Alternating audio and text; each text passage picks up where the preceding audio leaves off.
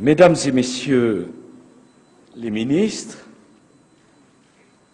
Mesdames et Messieurs, la France ne serait pas la France sans la passion de la République, de ses valeurs et de ses principes.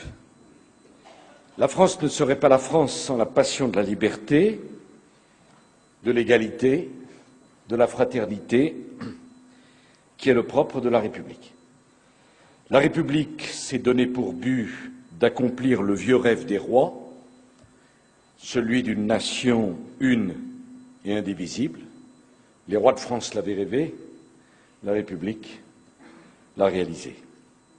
La République y a ajouté le but d'une communauté de libres citoyens soudés par le civisme, l'égalité des droits et des devoirs.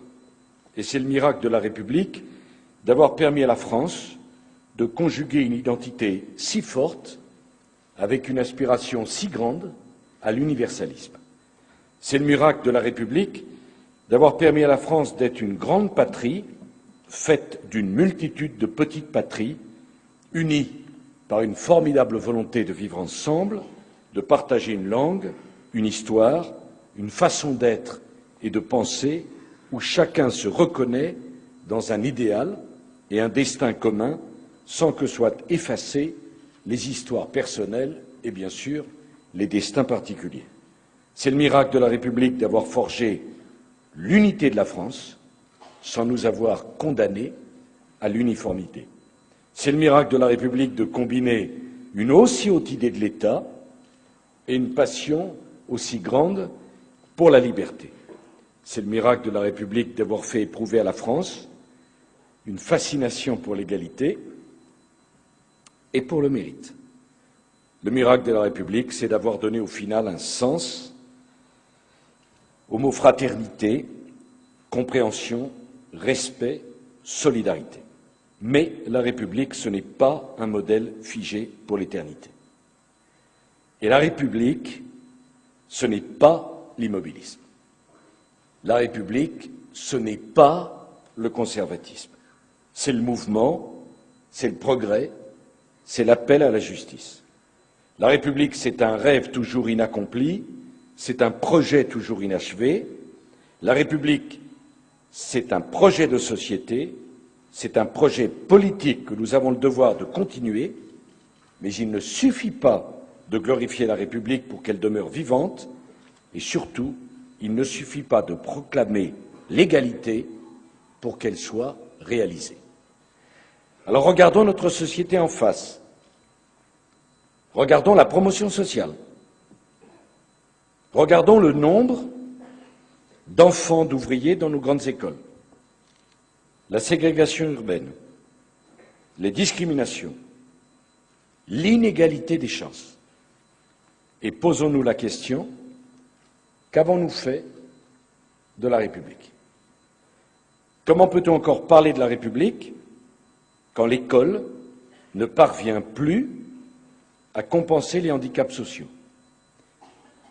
Comment peut-on parler de République quand la réussite scolaire et l'avenir professionnel dépendent non de l'intelligence, non du courage, non de l'ardeur au travail, non du mérite, mais beaucoup du milieu social d'où l'on vient, du quartier où l'on habite, du nom que l'on porte, de la couleur de sa peau?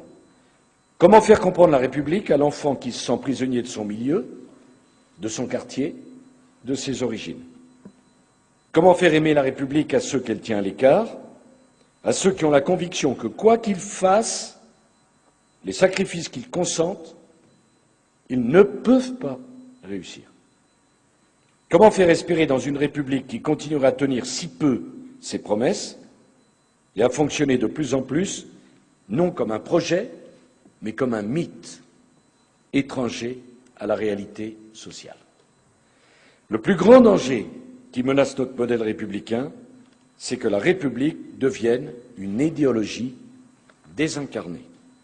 On trahit l'idéal républicain en s'abritant derrière les grands principes pour refuser de combattre les injustices, les inégalités, les discriminations. La République, ce n'est pas un dogme, c'est une exigence politique, une exigence sociale, une exigence morale. Nous trahissons l'idéal républicain en proclamant notre attachement à une république formelle, sans nous soucier de construire une république réelle. Il n'y a pas de république réelle sans volontarisme républicain. Il n'y a pas de république réelle sans la volonté de corriger les inégalités en traitant inégalement les situations inégales. C'est la clé. On ne peut progresser vers l'égalité réelle qu'en s'attaquant à la fois aux causes et aux conséquences des inégalités, des injustices, des discriminations. Notre modèle d'intégration a fonctionné durant un siècle, ne fonctionne plus, ou si mal. Ce modèle qui, pendant un siècle, a tant contribué à réduire les inégalités, se révèle désormais impuissant à les réduire quand il ne les aggrave pas. On ne peut pas vouloir la République réelle si on n'est pas capable de reconnaître que notre modèle d'intégration, après avoir été longtemps un modèle de promotion sociale, est devenu un modèle de reproduction sociale. On ne peut pas voir le décalage toujours plus grand qui saute aux yeux entre la diversité de la société française et l'homogénéité sociale et culturelle des élites que produit notre système éducatif. On ne peut pas ne pas voir, parce que cela saute aux yeux, que notre système de sélection interdit l'accès aux responsabilités à certaines catégories de la population. Moi, je le dis avec gravité, si notre société se trouve aujourd'hui menacée de devenir une mosaïque de communautés repliées sur elles-mêmes, si le risque se profile de voir la solidarité communautaire devenir plus forte que la solidarité nationale, si le communautarisme menace l'unité et l'indivisibilité de la République, ce n'est pas parce que l'on a trop fait droit au principe selon lequel le détour par l'inégalité pouvait être le meilleur moyen d'atteindre l'égalité, ce n'est pas parce qu'on a trop donné à ceux qui avaient moins, ce n'est pas parce qu'on a trop transgressé les sacro-saints principes de l'égalitarisme pour mettre en œuvre une discrimination positive, c'est tout le contraire. Je me souviens de charivari que j'avais provoqué en disant que j'étais intéressé par l'idée de la discrimination positive. Comme si le simple fait d'être intéressé par cette idée devenait la preuve que je justifiais le communautarisme. C'est exactement le contraire. Et si on en est là, c'est parce qu'au fond, on n'a pas fait grand-chose pour réparer les injustices. C'est parce que la bonne conscience républicaine a remplacé depuis trop longtemps le volontarisme républicain. C'est parce qu'on a cessé depuis trop longtemps de considérer l'exigence républicaine comme quoi? Comme une exigence de résultat. Il ne s'agit pas d'être jugé à l'aune des intentions, mais au résultat. Ça s'appelle le volontarisme républicain. Le meilleur antidote au communautarisme, c'est tout simple, c'est que la République tienne ses promesses. On reste ferme sur les principes, mais on doit être pragmatique sur les moyens. Depuis 2 siècles, la République, ce sont les mêmes principes, les mêmes valeurs, les mêmes objectifs, mais ce sont des priorités, des procédures, des moyens différents en fonction des époques et, naturellement, des circonstances. La République, elle fut tour à tour girondine, jacobine, libérale, anticléricale, sociale, radicale. Elle se développa, la République, tour à tour par la conscription, par le suffrage universel, par l'école, par la laïcité, par la sécurité sociale. La République, elle s'affirma dans la guerre et dans la paix, mais toujours à la poursuite du même idéal. Clemenceau en avait parlé de façon définitive, la République n'est rien qu'un instrument d'émancipation, un instrument d'évolution par l'éducation de tous. Alors les principes, ils sont sacrés. Et je pense en particulier au grand principe d'égalité, qui est la clé de voûte de notre unité. Mais de quelle égalité parlons-nous? Vous voyez que j'ai appris a amené, prend le temps, prend la gomme, on évite, donne du terre-à-laine à tous ceux que le volontarisme républicain peut inquiéter. Donc voilà. 5 pages pour dire pas de procès d'intention. Écoutez.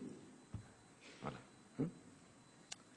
C'est mon unique concession à la pensée unique, qui est, Dieu sait, je ne dis pas qu'elle est représentée dans la salle, je ne permettrai pas, mais enfin disons à l'extérieur. Alors de quelle égalité parlons-nous? Si on parle de l'égalité absolue des situations, on tombe tout de suite dans l'égalitarisme. Et j'ose le mot. L'égalitarisme, c'est le contraire de la République. Parce que la République, c'est la récompense du mérite. Et dans cette école, on sait ce que veut dire le mérite. La République, c'est l'élitisme républicain. C'est la récompense de l'effort et la récompense du travail. Ce n'est pas l'égalitarisme. L'égalité républicaine, c'est l'égalité devant la loi, l'égalité des droits, des devoirs, l'égale dignité des personnes, c'est l'égalité des chances. Eh bien, l'égalité des chances, ce doit être la priorité. C'est en rétablissant l'égalité des chances que la République fera circuler ses élites. C'est en rétablissant l'égalité des chances qu'elle fera droit à la diversité. Tout ce qui entrave l'égalité des chances doit être combattu. Tout ce qui empêche chacun de faire valoir ses talents et ses mérites doit être corrigé. Et l'égalité des chances doit cesser d'être théorique pour devenir réelle. Il ne s'agit pas de remplacer une discrimination par une autre. Il s'agit de donner plus à ceux qui ont moins, ou pour prendre une autre image, de faire plus pour ceux qui partent de plus loin. Il s'agit de compenser les handicaps. Il s'agit de donner une deuxième chance à ceux qui n'ont pas eu les moyens de saisir la première. Quel est l'objectif? Ça va faire parler, mais l'objectif, c'est relever le défi du métissage. Défi du métissage que nous adresse le XXIe siècle. Le défi du métissage, la France l'a toujours connu. Et en relevant le défi du métissage, la France est fidèle à son histoire. D'ailleurs, c'est la consanguinité qui a toujours provoqué la fin des civilisations et des sociétés. Disons les choses comme elles sont. Jamais le métissage. La France a toujours connu, au cours des siècles, a toujours été au cours des siècles métissée. La France a métissé les cultures, les idées, les histoires. Et l'universalisme de la France n'est rien d'autre que le fruit de ce constant métissage qui n'a cessé de s'enrichir d'apports nouveaux et de bâtir sur tant de différences mêlées les unes aux autres un sentiment commun d'appartenance et au fond un patrimoine unique de valeurs intellectuelles et morales qui s'adresse à tous les hommes. La France, dans son histoire, ce sont des hommes tellement différents qui sont venus constituer la France qui a su métisser ses cultures et ses histoires, en a construit, produit un discours universel parce qu'elle-même, la France, se sent universelle dans la diversité de ses origines. Eh bien, ce métissage, la France l'a réussi parce qu'elle a su offrir à chacun la promesse de la promotion sociale. Répondre aux défis de la diversité en recourant à des critères ethniques ou religieux conduirait à prendre le risque de dresser les unes contre les autres des communautés rivales et, au fond, à enfermer chacun dans son identité et son histoire, alors même qu'il s'agit de les faire accéder à une citoyenneté pleine et entière, de conforter le sentiment de son appartenance à quelque chose qu'il dépasse et l'ouvre sur quoi? Sur l'universel.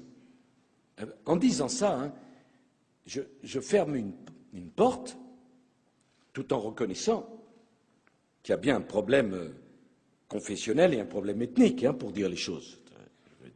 Je pense que ce n'est pas la bonne grille de lecture, pour être encore plus clair, mais qu'il y a un problème qui se pose. Ce n'est pas parce qu'on ne passe pas par là pour trouver une solution que le problème ne se pose pas. Disons que cette voie, elle existe, elle est, à mon avis, trop risquée, elle présente trop d'inconvénients, mais il y a un problème qui existe. Et puis, de toute manière, comment définir des critères ethniques objectifs – sans prendre le risque de réveiller de vieux démons? Comment définir des critères religieux sans prendre le risque de remettre en cause le principe de la laïcité qui permet à toutes les croyances religieuses de cohabiter en paix au sein de la République? Tel est le sens du rapport que m'a remis ce matin la commission présidée par Simone Veil, rapport que je fais mien et qui démontre que nous n'avons pas besoin de changer notre Constitution pour rendre réelle l'égalité des chances. Alors maintenant, on va utiliser les moyens dont on dispose. La France doit se doter d'outils statistiques pour mener à bien ces réformes qui permettent de mesurer sa diversité. Parce que là encore, autant j'ai fermé la porte ethnique et religieuse, autant c'est assez difficile qu'on mesure notre diversité sans se donner les moyens de la mesurer, et qu'on examine la promotion sociale et l'égalité réelle sans se donner aucun critère pour voir si ça progresse, pour identifier précisément nos retards et mesurer nos progrès. Alors ces instruments devront reposer sur des méthodes objectives et incontestables, et ils ne doivent pas traduire une lecture ethnique de notre société. Alors un travail va être conduit avec la communauté scientifique pour avancer dans le dialogue sur ce sujet sensible. Mais enfin, parlons clair, ce n'est pas parce que c'est un sujet sensible qu'il faut s'abstenir d'en parler. On ne peut pas dans le même temps dire la diversité n'existe pas à la tête, parce que c'est sensible, on ne la mesure pas. Circuler, il n'y a rien à voir. Non, on va, avec les scientifiques, voir comment on peut mesurer le progrès de cette diversité au niveau de l'accession au poste des élites. Si la question des statistiques pour mesurer les inégalités et les discriminations liées à l'origine est ouverte, la question d'une action publique volontariste fondée sur des critères ethniques ou religieux doit être close. On ferme cette porte, mais je tiens beaucoup à avoir des instruments établis dans le consensus pour que chacun mesure si la politique qu'on engage produit des résultats ou pas. Si vous n'avez aucun instrument de mesure autre que celui du nombre de ministres issus de la diversité, je crains que nous ne résolvions pas tous les problèmes. Alors, après y avoir mûrement réfléchi, je pense que c'est par le critère social qu'il faut prendre le problème, parce que les inégalités sociales, au fond, englobent toutes les autres. Si l'on regarde comment se distribuent les inégalités, il apparaît clairement qu'en réduisant toutes les fractures sociales, on réduira du même coup les fractures ethniques, religieuses et culturelles. Les territoires, les quartiers, les catégories les plus défavorisées doivent être l'objet d'une politique volontariste qui rétablira l'égalité des chances. Au fond, c'est la solution qu'avait choisie la Troisième République en créant le statut de boursier, qui a permis quoi? À tant de fils et de filles d'immigrés pauvres de rejoindre en une ou deux générations les élites sociales, intellectuelles, politiques d'une République qui acceptait alors de regarder en face les inégalités. Alors, comme toujours, l'égalité réelle des chances, c'est d'abord par l'école qu'elle passe. La réforme de l'école primaire, puis demain celle du lycée, qui se fera, Monsieur le ministre, y contribuera. C'est quand on monte le niveau d'exigence de l'école que la promotion sociale se trouve facilitée et non l'inverse, à condition bien sûr que les élèves des milieux les plus défavorisés ne soient pas enfermés dans des ghettos où se concentrent toutes les difficultés et tous les handicaps de la vie sociale. C'est la raison pour laquelle le gouvernement a voulu que la carte scolaire soit progressivement supprimée, parce que là, en termes de ghetto, fantastique, parce que quand on avait des relations, on s'exonérait de la carte scolaire. Et la carte scolaire n'était devenue une réalité que pour celui qui ne pouvait pas s'en exonérer. Je ne conteste pas les intentions de la carte scolaire, je conteste la réalité des résultats. Et c'est la raison pour laquelle également j'ai voulu que l'on expérimente sur une grande échelle la possibilité de fermer certaines écoles et de répartir dès le cours préparatoire les élèves dans d'autres écoles en organisant des services adaptés de transport scolaire, de sorte que soit mieux assuré le brassage social qui, pendant si longtemps, a fait le succès de notre République. Naturellement que le brassage social est absolument indispensable, mais est-ce que le brassage social, on a par la carte scolaire? Si on l'avait eu par la carte scolaire, ça se saurait. On ne peut quand même pas me dire jamais la promotion sociale et la diversité n'ont eu autant de difficultés à percer et garder exactement le même système d'organisation. C'est-à-dire qu'on doit garder un système qui produit de mauvais résultats, ou on doit le changer. Le plan Espoir banlieue a aussi retenu comme priorité la généralisation des internats éducatifs destinés à permettre la prise en charge des bons élèves des milieux modestes qui ne peuvent pas trouver chez eux, fadela, des conditions propices à l'étude.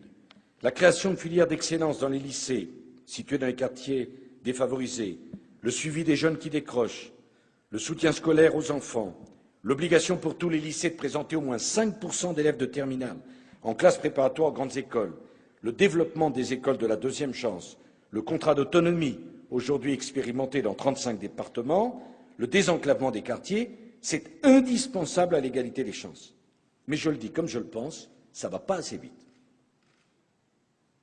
Et je vais le dire encore comme je le pense, dans le dos des plus hautes autorités de l'État, on s'ingénie à réduire les ambitions qui ont été fixées. Voilà. J'ai mis 18 mois pour m'en apercevoir, mais je ne l'accepte pas. Il y a des chantiers qui ont pris un retard considérable. Malgré de nombreux arbitrages entre les administrations, je vois que des ambitions étaient fortement réduites. Je veux le dire aujourd'hui, calmement, je ne tolérerai pas que ce qui a été décidé ne soit pas mis en œuvre rapidement.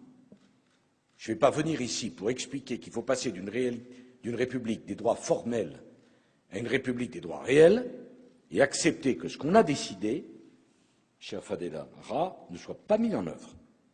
Et je n'accepterai pas que ce qui doit être une priorité soit relégué au second rang. La diversité et la promotion sociale, c'est une priorité. La mixité sociale à l'école, les internats d'excellence, les écoles de la deuxième chance, le désenclavement des quartiers doivent être portés par la même ambition que celle qui a porté le développement de l'école républicaine du temps de Jules Ferry et de la République des instituteurs. L'égalité des chances ne doit pas être une priorité dans les mots, ça doit être une priorité dans les actes. Je vais m'y engager chaque jour. Je veux une mobilisation de tout l'appareil d'État, de toutes les administrations et de tous les ministères. Et l'État doit être exemplaire, et il ne l'est pas.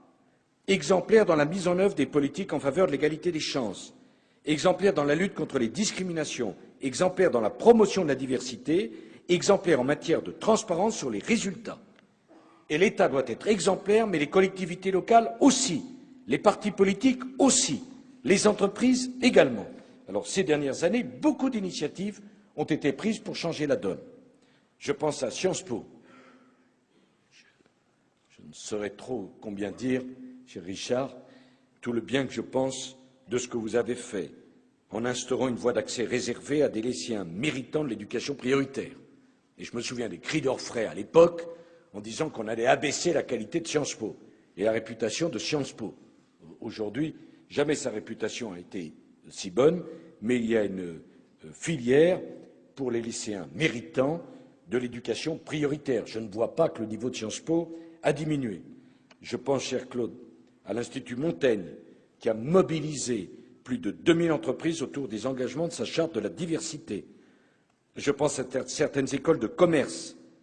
Je pense à certains instituts d'études politiques ou à Polytechnique qui ont mis en place des mécanismes de tutorat pour apporter aux jeunes des quartiers défavorisés le soutien de ceux qui ont réussi. Je pense aux lycées qui ont instauré des formations pour aider les élèves de conditions modestes à intégrer les classes préparatoires. Je pense aux cordées de la réussite qui viennent d'être lancées pour établir davantage de passerelles entre les établissements scolaires, les grandes écoles, mais Valérie aussi les universités. Et je pense au magnifique travail accompli depuis 1 an et demi par le délégué interministériel à l'égalité des chances des Français d'outre-mer.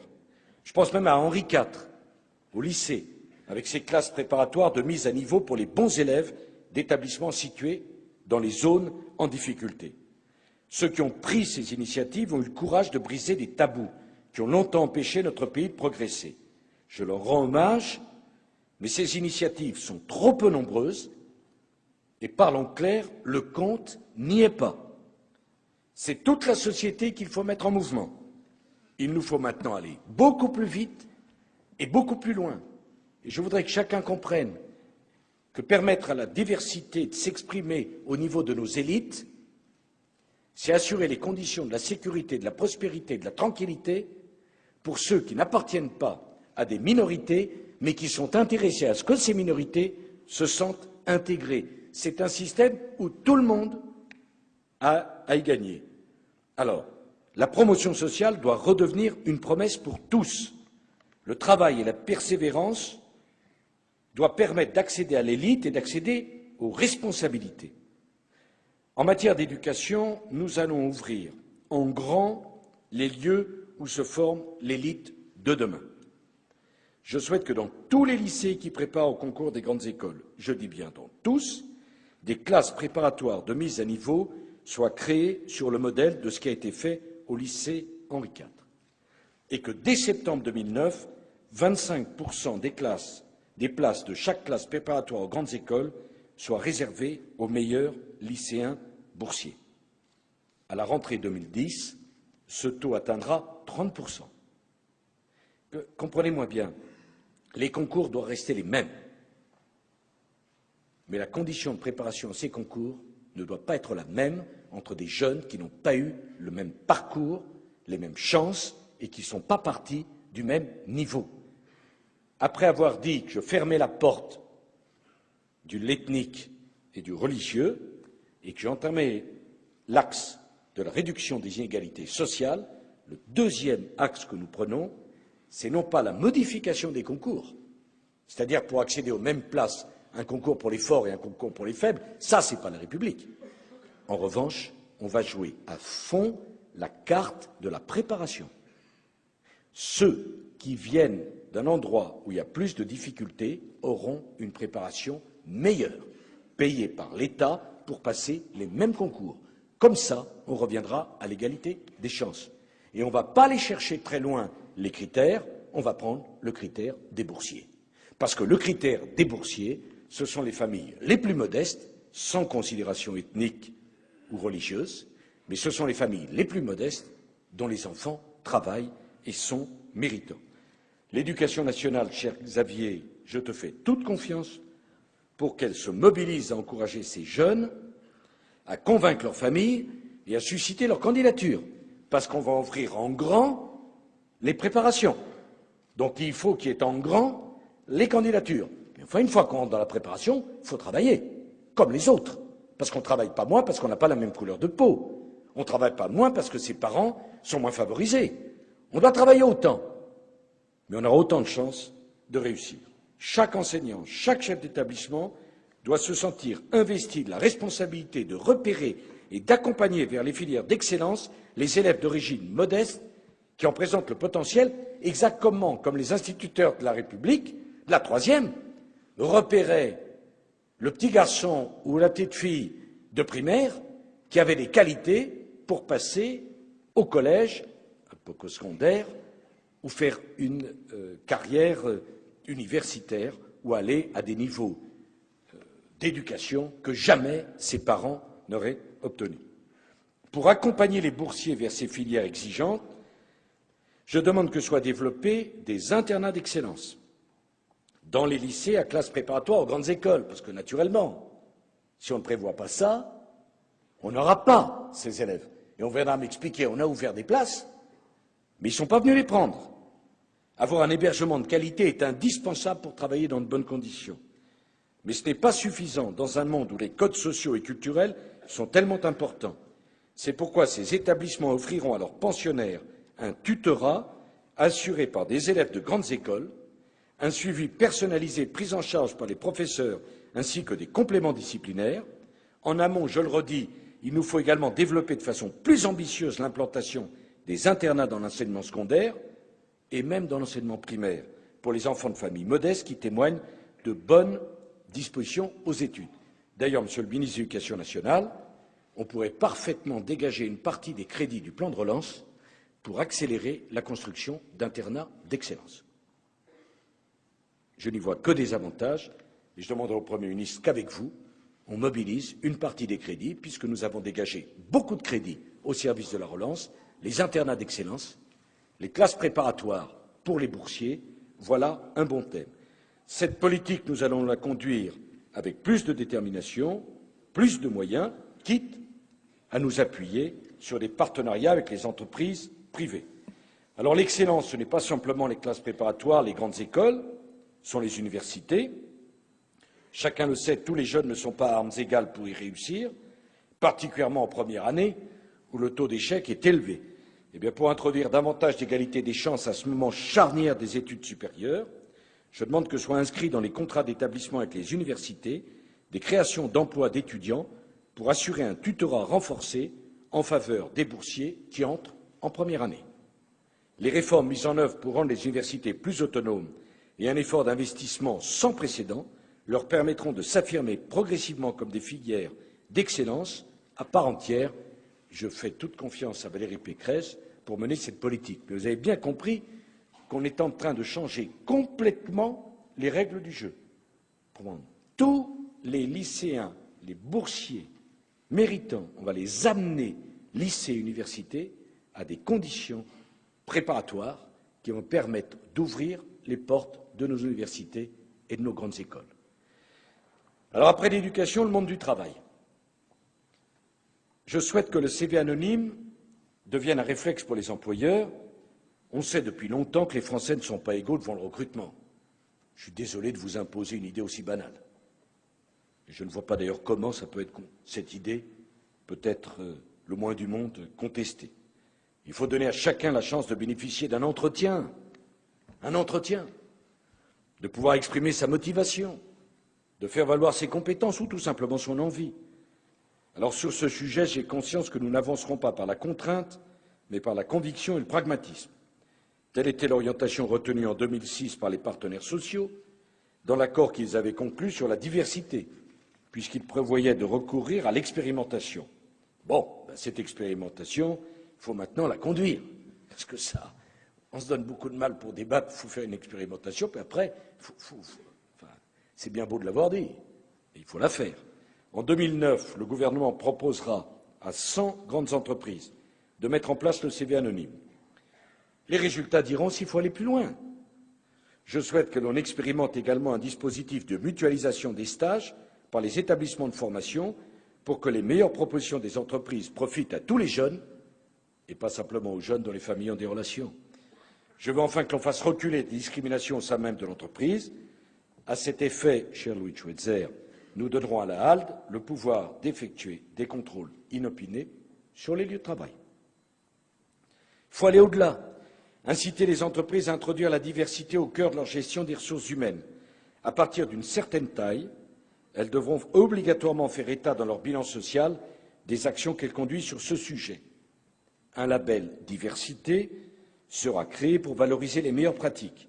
Il sera attribué aux entreprises, aux administrations, aux collectivités locales, engagées dans une démarche active de promotion de la diversité. Les premiers labels seront attribués dès janvier. Je demande également que l'on examine comment l'exécution des grands marchés publics de l'État pourrait être conditionnée à la mise en œuvre par les entreprises d'actions favorables à la diversité. Il faut utiliser tous les moyens pour inciter les acteurs à faire de ce sujet une priorité. Qu'on me comprenne bien, l'État va arrêter de donner des leçons à tout le monde et de s'en appliquer aucune à lui-même. L'État passe des centaines, des dizaines de milliards de contrats chaque année. Eh bien, moi, je demande que le seul critère ne soit pas simplement celui du moins 10 ans. Il peut y avoir d'autres critères. Et le critère de l'engagement au service de la diversité, ça compte dans une société comme la nôtre.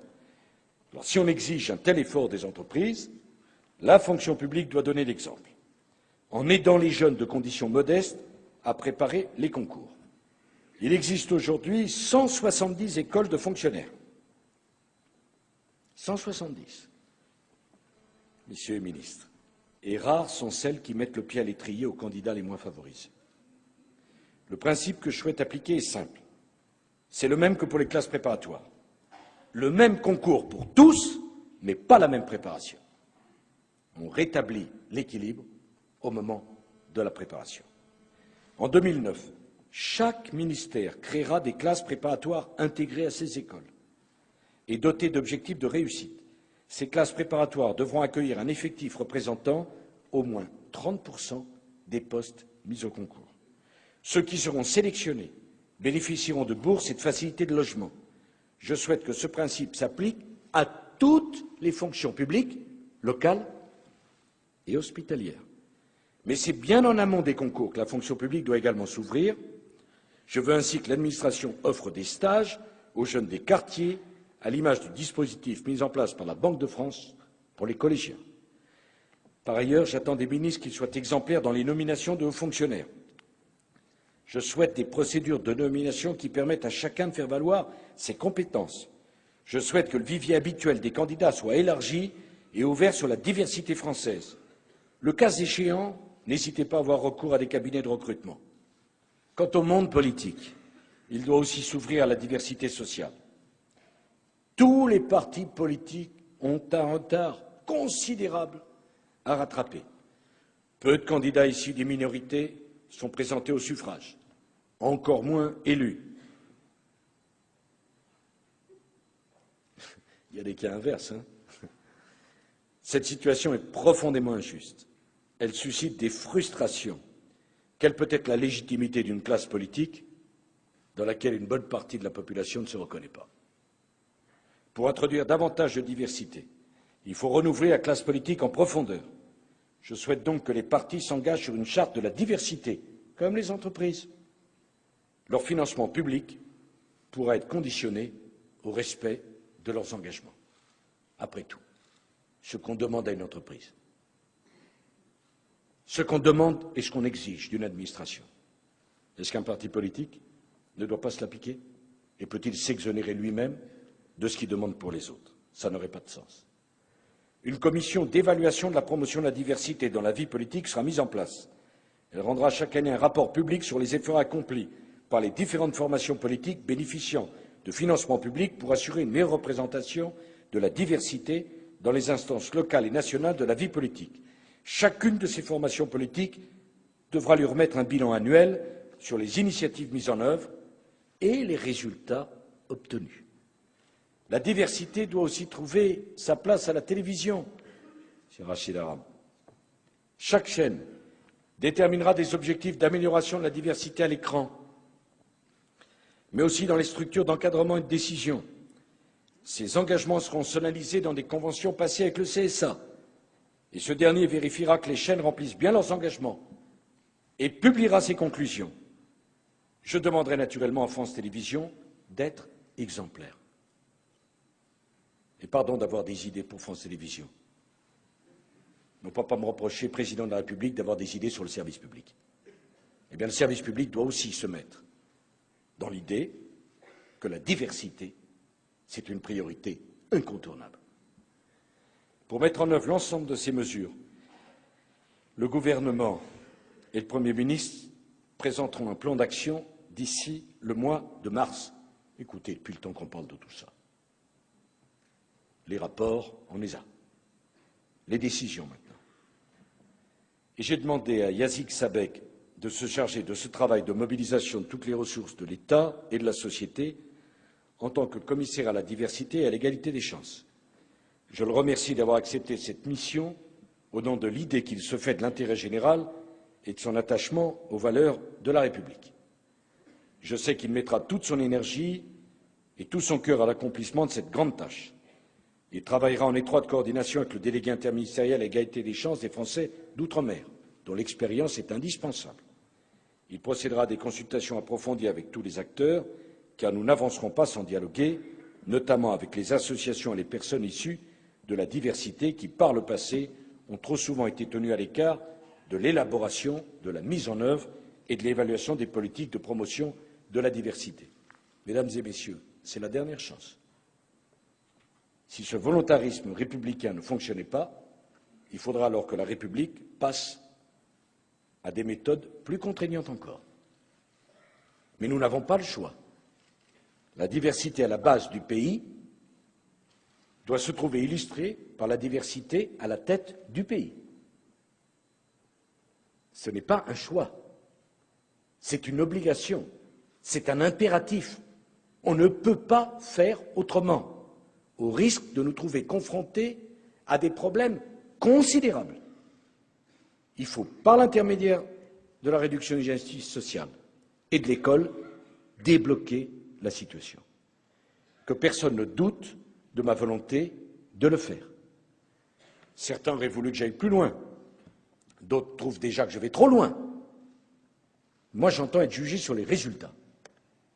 Et je ne pense pas qu'il soit très normal, au XXIe siècle, dans un pays comme le nôtre, que ce soit le président de la République qui doive aller chercher dans une école de commerce à Montpellier le seul préfet d'origine africaine que compte la République aujourd'hui. Je ne pense pas que ce soit normal. Tout simplement parce qu'au niveau des écoles qui préparent à ces fonctions, on n'a pas fait la place à tous ceux qui auraient mérité, par leur travail et leurs efforts, de l'avoir. Et je ne pense pas non plus qu'il soit tout à fait normal, quand je regarde les structures des juridictions de jugement dans nos tribunaux, de voir beaucoup de gens qui se ressemblent. Je ne pense pas qu'il soit normal, quand je regarde à la tête d'une grande administration, comme la gendarmerie, les généraux, de ne voir personne de différent. Vous comprenez en quel sens je veux le dire. Et je ne pense pas qu'il soit normal que dans le corps préfectoral, il y ait moins de préfets originaires de l'Afrique du Nord qu'il n'y avait il y a 40 ans. Et je ne pense pas, pour tout dire, que ce soit normal que dès qu'on en trouve un et qu'on le nomme, ça fasse la une de la presse tellement il est extravagant. Qu'on en nomme un comme cela, dans un pays comme le nôtre, qui a l'implantation outre-mer que l'on a. C'est insultant, c'est une erreur, c'est une faiblesse. D'une certaine façon, c'est un drame. J'ai voulu changer les choses au niveau du gouvernement, mais j'ai parfaitement conscience que ce n'est pas parce qu'on les change au niveau du gouvernement qu'on change tout derrière. Donc on va prendre les choses différemment, on va changer partout en même temps, dans l'entreprise, dans les administrations, à l'éducation, dans les partis politiques. Et on va se mettre des obligations de résultat. Qu'on comprenne bien, ça ne veut pas dire que parce qu'on est d'une couleur qui n'est pas majoritaire, on a le droit à un poste qu'on refuserait à un fils et petit-fils de chômeurs dans le Pas-de-Calais. Ça ne serait pas juste. Mais on va créer les conditions d'une promotion sociale comme jamais dans la République pour les boursiers, qui vont pouvoir présenter tous les concours. Mes chers amis, j'espère que vous l'avez compris, nous devons changer. Nous devons changer nos comportements, nous devons changer nos habitudes, nous devons changer pour que la République demeure vivante, nous devons changer pour que plus aucun Français ne se sente étranger dans son propre pays, qui est quand même un sujet. Nous devons changer parce que c'est un devoir moral et parce que c'est une nécessité politique. Nous devons changer, alors nous allons changer.